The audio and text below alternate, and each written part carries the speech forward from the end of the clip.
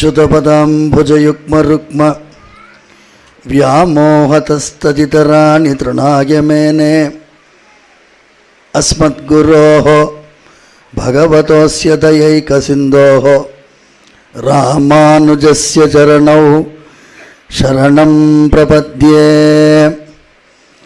అస్మద్గురుభ్యో నమః, అస్మత్పరమగురుభ్యో నమః, అస్మత్సర్వగురుభ్యో నమః. నమస్సదసే. ఇవాళ నేను అనుకోని అతిథి కానీ ఆచార్య పద్మశ్రీ ఇనాక్ గారికి ఆత్మీయ అతిథిని.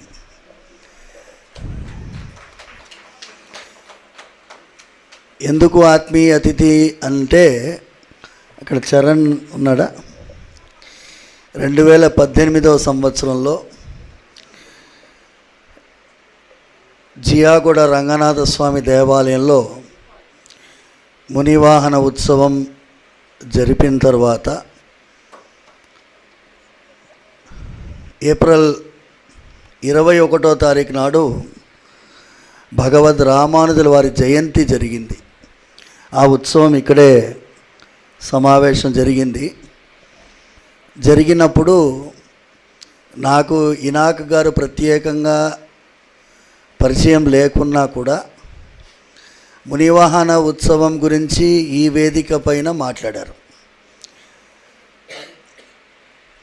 ఇనాక్ గారికి మా నాన్నగారికి అత్యంత సాన్నిహిత్యం ఉన్నది. ఎందుకంటే ఆయన ఇప్పుడే అమ్మగారు చెప్పినట్టు ప్రొఫెసర్ సౌందరరాజన్ గారు, ఇనాక్ గారు చాలాసార్లు కలుసుకున్నారు. ఎగ్జామినర్గా ఆయన వచ్చినప్పుడు చెప్పారు విషయాలు. కానీ ఇనాక్ గారు నా గురించి మాట్లాడినటువంటి విషయాల్ని నేను చిలుకూరు నుంచి డ్రైవింగ్ చేసుకుంటూ ఆ రోజు నల్లకుంటలో మా ఇంటికి వెళ్తున్నాను. సాయంకాలం బయలుదేరి నార్మల్గా నేను ఫోను సైలెంట్గా పెట్టేస్తాను, తిప్పి పెట్టేస్తాను. ఆ రోజు అదృష్టవశాత్తు ఫోన్ తిరిగి ఉండింది.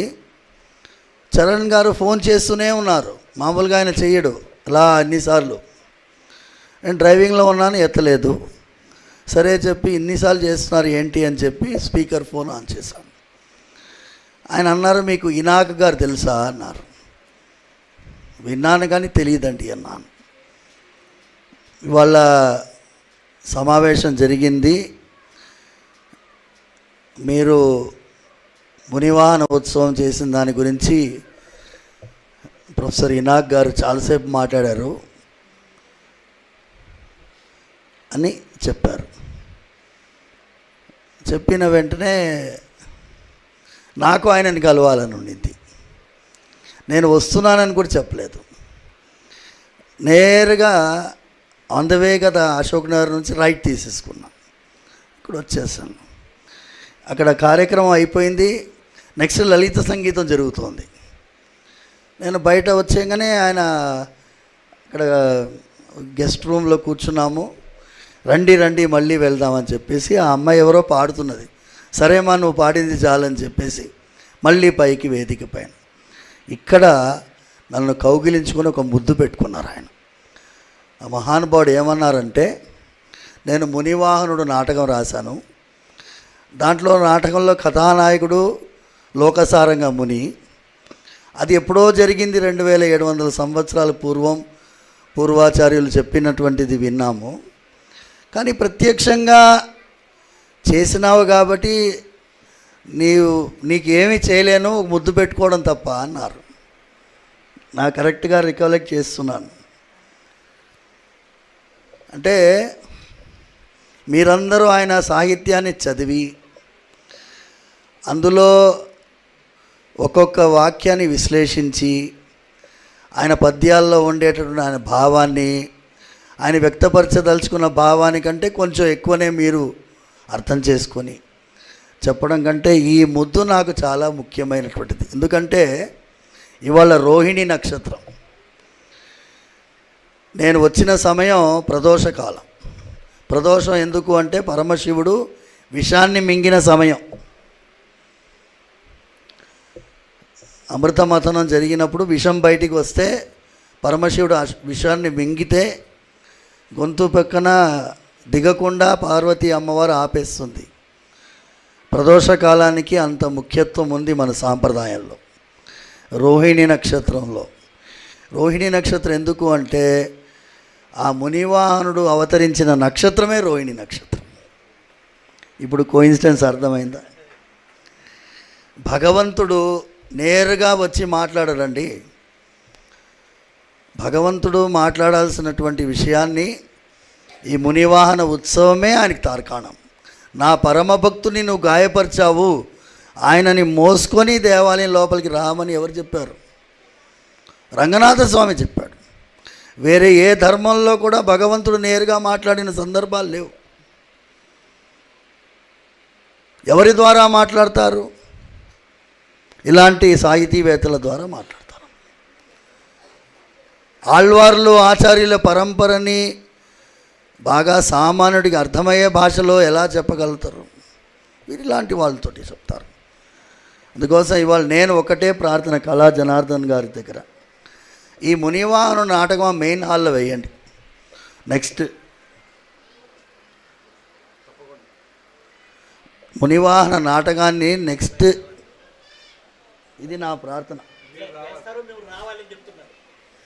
నేను ప్రత్యక్షంగా చేసేసినాను, అది నాటకాన్ని చూపిస్తుంది. అది నా ప్రార్థన. అందుకోసం నేను ఇవాళ వచ్చాను. ఎందుకంటే సమాజానికి చాలా అవసరమైనటువంటి ముఖ్యమైన అంశం అదండి. భగవంతుడు ఎవరిని కూడా ఎక్కువ, ఎవరిని తక్కువ అనేటటువంటి భావన భగవంతుడికి లేదు. ఆయనకి ఆ భావన ఉండి ఉంటే రామానుజుల వారి అవతారం జరిగి ఆయన భగవద్గీతని ఆయన రామానుజ భాష్యంలో స్పష్టంగా రాస్తారు. చాతుర్వర్ణ్యం మయా సృష్టం, దానికి ఎన్ని పారాగ్రాఫ్ రాశారు. జాతి ప్రకారంగా ఎవరినైనా దూషిస్తే మహాపాతకం రా అన్నారు. అయినా మనుషులు దూషిస్తున్నారు. మనిషికి ఉండే దుర్గుణమే అది. మనిషికి ఉండే దుర్గుణం ఏంటి? ఇప్పుడు రాజ్యాంగం ఉందండి, రాజ్యాంగం ప్రకారం నడుచుకుంటున్నామా మనం? పార్లమెంట్లో రాజ్యాంగం చూపిస్తున్నారు కదా, రాజ్యాంగం ప్రకారం నడుస్తుందా దేశం? మీరు ధర్మశాస్త్రాన్ని నిందిస్తారు కదా, మనం రాసుకున్న రాజ్యాంగం దాని ప్రకారం నడుచుకుంటున్నామా? లేదే. సో నేను ఒకటే ఏంటంటే, భగవంతుడు ప్రత్యక్షంగా నేను ఇలా చేయలేదు నాయన, మీరే తప్పు చేస్తున్నారు అని చెప్పడానికి కోసమే అప్పుడప్పుడు ఆళ్వార్లు ఆచార్యుల ద్వారా అవతారం చెప్తి వాళ్ళ నడుమ వాళ్ళ యొక్క భావనని మళ్ళీ సమాజంలో ఇంకా సులభంగా అర్థం చేసుకునేటట్టు చేయడం కోసమే ప్రొఫెసర్ ఇనాక్ లాంటి వారిని సామాన్యుడికి అర్థమయ్యేటట్టుగా ఆయన, ఇప్పుడు విషాన్ని మింగిన పరమశివుడు ఏం ఫీలింగ్ అయ్యిందో తెలియదు మనకి, ఆయనకి ఫీలింగ్. నేను ఇంకొక చిన్న ప్రార్థన ఏంటంటే, ఈ సనాతన ధర్మాన్ని సరిగ్గా అర్థం చేసుకోకుండా మనం చేసేటటువంటి పొరపాట్లని, మనకి రాజ్యాంగం ఇచ్చినటువంటి వారు ఆ మునివాహన జాతికి చెందిన అంబేద్కర్ గారు. తిరుపాణాళ్వార్ అమ్మాళ్ అని పేరు పెట్టాం మేము. అమ్మాళ్ళు అంటే నడాదూర్ అమ్మాళ్ళని ఒక గురువు గారు ఉండేవారు. నేను ఒక 2 నిమిషాలు ఎక్కువ తీసుకుని అంతే, ఏమనుకోండి. నడాదూర్ అమ్మాళ్ళ వంశానికి చెందిన వాళ్ళం మేము. నడాదూర్ అమ్మాళ్ళని ఎలా పేరు వచ్చింది అంటే, కాంచీపురంలో వరదరాజస్వామి వారికి సాయంకాలం ప్రతిరోజు నైవేద్యంగా పాలు తీసుకుని వెళ్తారు. వేడివేడిగా పాలు తీసుకొని అర్చక స్వామి పరిగెడుతూ ఉన్నారు. ఆ నడాదూర్ ఆళ్వాన్ ఏం చేస్తున్నారు, ఆగండి, ఏంటో తీసుకెళ్తున్నారు అంటే, ఇది పాలు తీసుకెళ్తున్నాం స్వామివారికి, ఇక్కడ రావయ్యా అన్నారు. ఇంత వేడిగా స్వామివారికి నైవేద్యం పెడతావా అని తీసుకొని దాన్ని చల్లార్చి, తల్లి ఎలాగైతే చిన్న పిల్లవాడికి పాలు చల్లగా కాకుండా మరీ వేడిగా కాకుండా పంపిస్తుందో అలా ఇప్పుడు తీసుకెళ్ళండి అన్నారు. లోపల గర్భగుడి నుంచి ఎన్న అమ్మావే అని శబ్దం వచ్చింది. అంటే నా తల్లిలాగా నువ్వు ఉన్నావు కదా అని. ఆ నడాదూర్ అమ్మాళ్ళ వంశానికి చెందిన వాళ్ళం మేము. మా అమ్మ వంశంలో పుట్టింది కాబట్టి. తిరుప్పాణాళ్వార్ అనేటటువంటి వారు మునివాహనుడు. ఆ రెండు కలిసిందువల్లనే ఇవాళ రోజు మేము స్వామివారి యొక్క అంతరంగాన్ని మీ అందరి నడుమ షేర్ చేసుకునేటటువంటి భాగ్యం, మీ అందరి నడుమ సమయం గడపాలి. ఇనాక్ గారి సాహితీ సమాలోచన ప్రతి ఏడాది చేస్తారు ఆయన. ఇవాళ ఆయన పుట్టినరోజు రోహిణీ నక్షత్రం రెండూ కలిసి వచ్చింది అంటే ఇంతకంటే భగవంతుడి యొక్క ఆశీర్వాదం ఇంకేముంటుంది చెప్పండి. ఆయన 105, 106 ఇయర్స్, ఇంకా శతమానం భవతి శతాయు పురుష శ్వేతేంద్ర అని ఉండాలి. ఇంకా చేస్తూనే ఉండాలి సాహితీలు. ఇంకా పద్యాలు రాయాలి, నాటకాలు రాయాలి, కథలు రాయాలి, సామాన్యుల్ని ఉత్తేజింపజేయాలి, సమాజంలో మంచి విషయాలు జరిగేటట్టు చేయాలని చిలుకూరు వెంకటేశ్వర స్వామి వారి దివ్యమైన ఆశీర్వాదం, మా నాన్నగారి యొక్క అనుగ్రహాన్ని పరిపూర్ణంగా సౌందరరాజన్ గారి, ఎందుకంటే ఆయనకి పద్మశ్రీ ఇచ్చారు, నాన్నగారికి ఏమీ తక్కువ లేదు. మునివాన చైరా, నువ్వు జైరా అన్నారు. చైరా అనేదానికి ధైర్యం ఉండాలండి చాలా.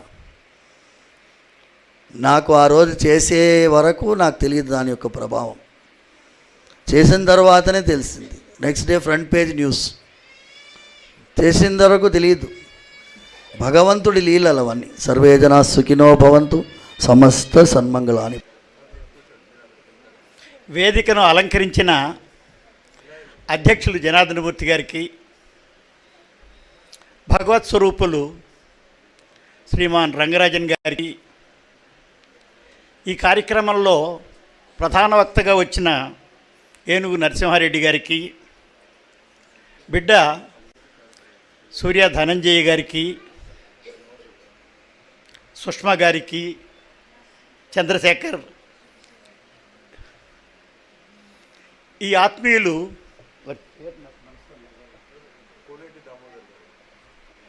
గౌరవనీయులు కోడేటి దామోదర్ గారికి, సభలో ఆసీనులైన ఆత్మీయులైనటువంటి సాహితీమూర్తులకు, రసజ్ఞులకు హృదయపూర్వకంగా ధన్యవాదాలు. ఇవాళ నేను అదృష్టం చేసుకున్నాను. నా అదృష్ట స్వరూపం రంగరాజన్ గారు రాక. వారు నిత్యం దైవ సన్నిధిలో ఉండే ప్రధాన అర్చకులే కాదు, చిలుకూరి బాలాజీ దేవాలయానికి ప్రధాన అధికారి. రంగరాజన్ గారి పితృదేవులు విశ్వవిద్యాలయంలో మాకందరికీ చాలా గౌరవపత్రులు. సౌందరరాజన్ గారిని నేను ఏ పని మీద విశ్వవిద్యాలయానికి అనంతపురం నుంచి హైదరాబాద్ వచ్చినా, ఎవరిని కలిసినా కలవకపోయినా ఆయన వెళ్ళి కలిసేవాడిని. ఆయన ఎందుకో కలవాలని చాలా ఆనందంగా ఉండేది. ఆ సౌందరరాజన్ గారి తనయులు రంగరాజన్ గారు. నన్ను విశ్వవిద్యాలయ అధికారుల్లో సార్ అని పిలిచేవాళ్ళు ఉంటారు, ప్రొఫెసర్ అని పిలిచేవాళ్ళు ఉంటారు, డాక్టర్ అని పిలిచేవాడు ఉంటారు. ఆత్మీయంగా సోదర అని పిలిచేవాళ్ళు ఎవరో ఉండరు. సౌందరరాజన్ గారు పిలిచేవారు. అది నాకెందుకో చాలా పరవశం కలిగించేటటువంటి విషయం. రంగరాజన్ గారు మునివాహన సేవ చేసిన తర్వాత నాకు ఒళ్ళు తెలియలేదు. ఎందుకు నాకు ఒళ్ళు తెలియకుండా పోయింది అంటే, మునివాహనుడు అనే ఒక నాటకం రాశాను నేను. ఆ నాటకం చాలా గొప్పది, ప్రసిద్ధమైంది. దేశంలో అన్ని భాషల్లోకి అనువాదం అయింది. ఈ మధ్య సంస్కృతంలోకి అనువాదం అయింది. సంస్కృత విశ్వవిద్యాలయం వైస్ ఛాన్సలర్, ఉపాధ్యక్షులు దాన్ని అనువాదం చేశారు. అది చాలా గుర్తింపు పొందిన నాటకం. 6 లక్షల ప్రతులు ఒక పుస్తకం తెలుగులో అమ్ముడుపోయింది, వేరు భాషల్లో. సరే, అటువంటి నాటకం అది. ఆ నాటకంలో తిరుప్పాణాళ్వార్ అనేటటువంటి దళిత భక్తుణ్ణి లోకసారంగముని అనేటటువంటి ప్రధాన అర్చకుడు రంగనాథ దేవాలయంలోకి తీసుకుపోవడం శ్రీరంగంలో ఈ కార్యక్రమం జరగడం చారిత్రక ఘట్టం. దాని గురించి నేను నాటకం రాశాను. ఆ నాటకం బాగా ప్రసిద్ధమైంది. ఆ నాటకాన్ని నేను ఆ నాటకంలో కోరుకున్నది ప్రధాన అర్చకుడు మునివాహనుణ్ణి కాదు, తిరుప్పాణి ఆళ్వార్ని దేవాలయంలోకి తీసుకుపోవడానికి అతన్ని పాదధూళితో దేవాలయం పావిత్యం చెడకూడదు అని, నువ్వు తీసుకొస్తే నీకు నష్టం కలిగినా పర్వాలేదు కానీ దేవాలయానికి కష్టం కలగకూడదని శ్రీరంగనాథ స్వామి ఆదేశాన్ని పురస్కరించుకొని ప్రధాన అర్చకుడు తీసుకుపోవడం కథ. ఆ కథ చాలా విశేషమైనటువంటి ప్రాచుర్యం కలిగింది. దక్షిణ భారతదేశంలో దానికి ప్రఖ్యాతి ఉంది. మునివాహన సేవ అనేది ఆ కాలంలో ఉండేది. ఆ సేవ అనేటటువంటిది ఇప్పుడు జరగడం లేదు. ఆ జరగని దాన్ని పునరుద్ధరించారు సౌందరరాజన్ గారు, రంగరాజన్ గారు. రంగరాజన్ గారు ఇక్కడ ఈ కార్యక్రమం చేశారని తెలియగానే నేను పులకించిపోయి ఆయన కలవాలి ఎట్లా అని చంద్రశేఖర్తో మాట్లాడుతూ ఉండేవాడిని. ఆయన రేపు ఇక్కడికి వస్తారు అని చెప్పాడు. అప్పుడు నాకు చాలా పట్ల ఆనందం కలిగింది. వారు రోజు ఇక్కడికి వచ్చారు. ఇక్కడికి వచ్చి నన్ను ఆశీర్వదించారు. ఎందుకు నాకు ఆనందం అంటే, వైష్ణవ భక్తుణ్ణి పూజారి భుజాల మీద ఎక్కించుకొని దేవాలయంలోకి తీసుకుపోతే దేవుడు ఆ భక్తుడిని తనలో లీనం చేసుకునేటటువంటి గొప్ప కథ ఆయన్ని ప్రేరేపించి ఆయన ఒక దళిత భక్తుడిని దేవాలయంలోకి తీసుకుపోయిన సన్నివేశం ఇక్కడ జరిగింది. అంతేకాదు, గుంటూరులో జరిగేటటువంటి కార్యక్రమానికి ఆయన ప్రేమతో నన్ను ఆ సభకు అధ్యక్షుడిని చేశారు. నెల్లూరులో జరిగింది, కడపలో జరిగింది, ఇట్లా చాలా చోట్ల కార్యక్రమం చేశారు. సామాన్యుల్ని కూడా ఆదరించేటటువంటి లక్షణం ఏర్పడ్డ సందర్భంలో రంగరాజన్ గారిని, సౌందరరాజన్ గారిని నేను ఎప్పుడూ కూడా గుర్తుపెట్టుకునేటటువంటి సందర్భం. నాకు చాలా ఇష్టం. నేను కొన్ని సందర్భాల్లో సోదరాన్ని పిలిచేవారు కాబట్టి నేను అన్న అందామని అట్లా ఒక తొందర ఉండేది. తమ్ముడు అందామని కూడా ఉండేది. వయసులో నేను కొంచెం పెద్ద. ఈ సందర్భంతో నేను రంగరాజన్ గారిని, ఆయనకి ఎట్లా రంగరాజన్ గారి కొడుకు, నాకు కూడా అట్లాగే కుమారుడని నేను భావిస్తాను. ఆ భావించడమే ఆయన పట్ల నాకు ఉండేటటువంటి ప్రేమకు కారణం. ఇవాళ రంగరాజన్ గారు వస్తున్నారు అని జనార్దనమూర్తి గారు నాకు చెప్పలేదు. మీకు చాలా ఇష్టమైనటువంటి విషయం ఇవాళ బహుకరిస్తున్నాను అన్నారు. ఏమి ఇష్టమైన విషయం ఎట్లా బహుకరిస్తున్నారు అని నాకు ఇప్పుడు తెలిసింది. రంగరాజన్ గారిని ఈ కార్యక్రమానికి పిలవడం నాకు గొప్ప బహుమతి.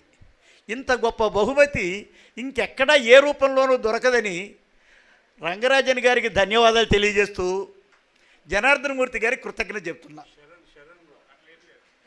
చరణ్ చంద్రశేఖర్ నాకు మిత్రుడు, చిరంజీవి ఏర్పాటు చేస్తాడు. అప్పుడు చేసింది తనే, ఇప్పుడు చేసింది తనే.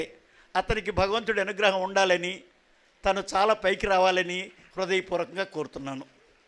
ఈ కార్యక్రమం ఏర్పాటు చేయడం వెనక 7 రోజుల కార్యక్రమం ఏర్పాటు చేయడానికి సంపూర్ణమైనటువంటి సంసిద్ధంతో జనార్దనమూర్తి గారు చేయడం వెనక ఉండేటటువంటి రహస్యం ఏమిటంటే, ఆయన ప్రేమమూర్తి, దీక్షితులు గారు ప్రేమమూర్తి, కళా సుబ్బారావు గారు ప్రేమమూర్తి, కళా హృదయం ఉన్నటువంటి వీళ్ళు ముగ్గురు కూడా నన్ను బాగా అభిమానించేవాళ్ళు. ఈ అభిమానం నాకు చాలా అనుగ్రహంగా ఉండేది, చాలా ఆత్మీయంగా ఉండేది. జనార్దనమూర్తి గారికి మీకు ఒక మాట చెప్తాను. సభలో మిమ్మల్ని 2-3 గంటలు కూర్చోబెడుతున్నారు వీళ్ళు, అంతసేపు మిమ్మల్ని ఇబ్బంది పెడితే ఎట్లా, 1 గంట గంటన్నర కంటే ఎక్కువ సభ కాకుండా ఉంటే బాగుంటుంది అని నా ఆరోగ్యాన్ని గురించి ఆలోచిస్తారు. కార్యక్రమం ఆలస్యం అయితే భోజనం చేయమని అడుగుతారు, ఇంటికి వెళదాం అంటారు. ఇంత ప్రేమ ఎక్కడి నుంచి వస్తుంది, ఎట్లా సాధ్యం అవుతుంది? ఈ ప్రేమైక మూర్తుల అభిమానం వల్ల, ఆత్మీయత వల్ల నాకు కలిగినటువంటి అదృష్టం అంతా ఇంత కాదు. వారు 7 రోజుల కార్యక్రమం చేయడానికి 7 రోజులు 7 గంటలు 7 గంటన్నరలు చేయాలనేటటువంటి పూనిక కలిగి ఉండడానికి, నేను రాసినటువంటి కథలు, నవలలు, నాటకాలు విమర్శనము, పరిశోధనము, అనువాదం, ఇట్లా 7 అంశాలు 7 రోజులు చేయడము.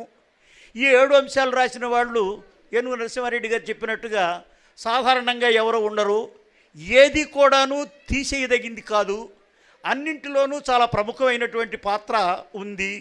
ఇట్లా గొప్పదైనటువంటి కార్యక్రమం చేసేటటువంటి అవకాశం నాకు భగవంతుడు అనుగ్రహించిన సందర్భంలో చేసిన కృషి బాగానే ఉంది. కానీ గుర్తించడానికి వాళ్ళ నేను ఒక మాట చెప్తాను. గుర్తించడానికి జనార్దనమూర్తి గారు చేస్తున్నటువంటి ప్రయత్నం చాలా గొప్పది. నాకు రాయడము, దాన్ని ప్రచురింపచేయడము, అది ప్రజల్లోకి పోవడము అంతవరకు బాగా తెలుసు. ఈ లోకంలో ప్రచారం బాగా కావాలి, అది నాకు చేత కాదు. కానీ ఇప్పుడు నా సాహిత్యాన్ని జనంలోకి తీసుకుపోవాలన్న పెద్ద సంకల్పంతో జనార్దనమూర్తి గారు చేస్తున్న కృషి చూస్తే ఇవాళ ఈ జరుగుతున్న కార్యక్రమాన్ని 63 లక్షల మంది ప్రపంచవ్యాప్తంగా చూస్తున్నారు. అంతమందికి తెలిసే కార్యక్రమం చేశారు ఈయన.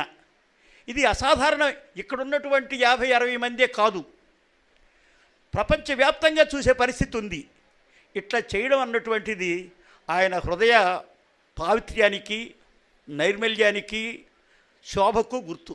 ఎవరు అటువంటి పనులు చేయరు. అట్లా చేస్తున్నందుకు జనార్దనమూర్తి గారిని, కళా హృదయులైనటువంటి కళా కుటుంబాన్ని నేను హృదయపూర్వకంగా అభినందిస్తున్నాను. ఇవాళ ఏనుగు నరసింహారెడ్డి గారు గొప్ప పరిపాలనా దక్షులు, సాహసంగా ఉండేటటువంటి ఆత్మీయులు. ఆయనకి సాహిత్యం మీద ఇష్టం. ఆయన ముందు సాహిత్యజీవి, తర్వాత కలెక్టర్ అనిపిస్తుంది నాకు. కానీ ఇప్పుడు కలెక్టర్గా ఉన్నారు, సాహిత్యజీవి కూడా ఉన్నారు. కవిత్వం రాస్తారు, సాహిత్య విమర్శ చేస్తారు, పరిపాలన దక్షులుగా ఉన్నారు. ఈ మూడింటికి కలిసినటువంటివి చాలా అరుదైనటువంటి గుణాలు. ఆయన నన్ను అసాధారణంగా అభిమానిస్తారు. నేనంటే చాలా ప్రేమ.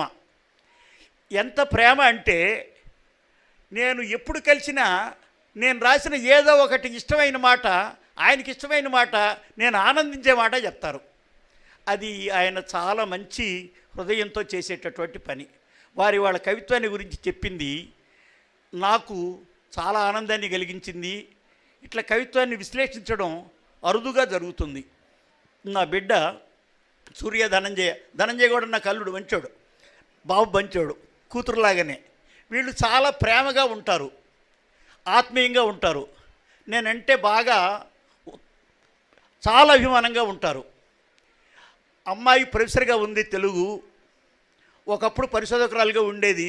అప్పుడు నేను వైస్ ఛాన్సలర్గా ఉన్నా సరే చాలా సౌమ్యం ఉన్న మనిషి, సౌజన్యం ఉన్న మనిషి, సుకుమార భావజాలం ఉండేది. ఆ సౌకుమార్యం కొద్దిగా మందికే ఉంటుంది. ఆ కొద్ది మందికి ఉండేటటువంటి గొప్ప లక్షణం ఉన్న సూర్యని హృదయపూర్వకంగా అభినందిస్తూ, తల్లి నువ్వు 4 మాటలు మాట్లాడినా చాలా మంచి మాటలు మాట్లాడావు, ఇంకా 10 మాటలు ఎప్పుడన్నా మాట్లాడు తల్లి, నీకు పుణ్యం వస్తుందని కోరుతూ ఆమెను హృదయపూర్వకంగా అభినందిస్తున్నాను. ఈ కార్యక్రమంలో సుష్మ గారు పాల్గొంటున్నారు. అమ్మా పర్లేదు. చరణ్ చంద్రశేఖర్ ఉన్నాడు, మిత్రులు ఉన్నారు. మీరందరూ కూడా ఈ సభకు రావడం చాలా నిండుదనం వచ్చింది. మేము సభ ప్రారంభిస్తున్నప్పుడు కొద్దిమందే ఉన్నారు, ఇప్పుడు సభ నిండా జనం ఉన్నారు. ఇంతమంది వచ్చిన మీకు హృదయపూర్వకంగా నమస్కారం. ఈ సభ ఇంత దిగ్విజయంగా జరగడానికి జనార్దనమూర్తి గారి సంకల్పం గొప్పది, జరిగేటటువంటి ఆలోచనలు గొప్పవి, ఆయన ఆహ్వానించే పద్ధతి గొప్పది. రంగరాజన్ గారిని పిలుస్తున్నారో అని నాకు తెలియదు, ఆయన వస్తున్నారో అని నాకు తెలియదు. మీకు ఒక ఆశ్చర్యమైనటువంటి అద్భుతమైన బహుమానం ఇస్తున్నాను అన్నారు ఆయన. షాలు మంచిది వేస్తారేమో అనుకున్నా. కానీ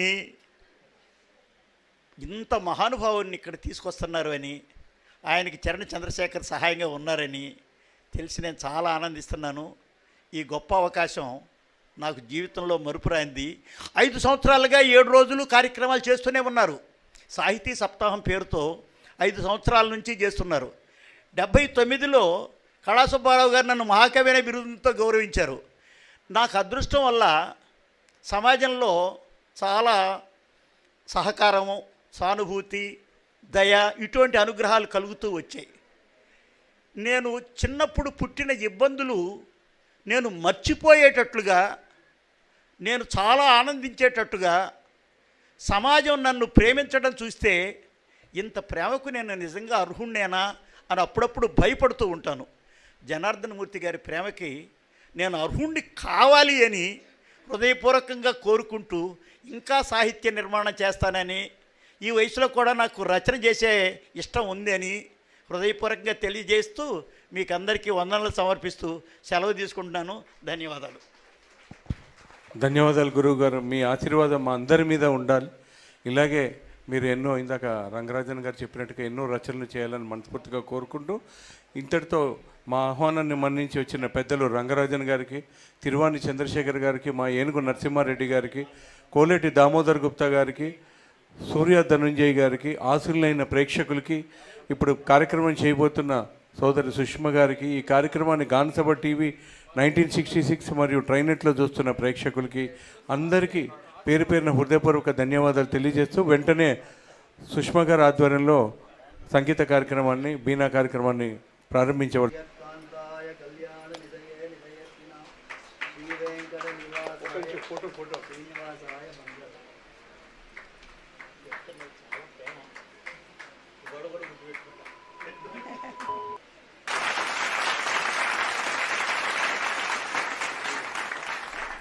ఫోటో తీసుకో.